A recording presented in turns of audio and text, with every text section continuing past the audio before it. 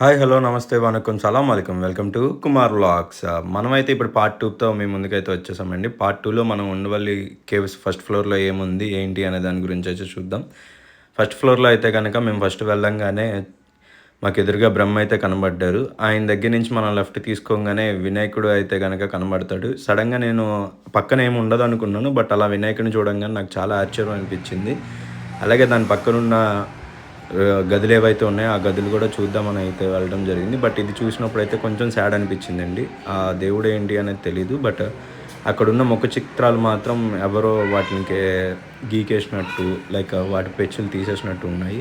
But ఈ 4th and 5th సెంచరీకి సంబంధించినవి కాబట్టి మధ్యలో మనకి చాలా దాడులైతే జరిగాయి. ఆ దాడులు ఏమన్నా కోల్పోయి ఉండొచ్చు. బట్ కొన్నైతే గనక ఆర్కియాలజీ డిపార్ట్‌మెంట్ వాళ్ళు రీక్రియేట్ చేయడానికి ట్రై చేశారు. అలా రీక్రియేట్ చేసినయి అయితే గనక మనం నెక్స్ట్ వీడియోలో అయితే చూద్దాం. ఈ వీడియో మీకు నచ్చినట్లయితే గనక లైక్ చేయండి, షేర్ చేయండి, సబ్స్క్రైబ్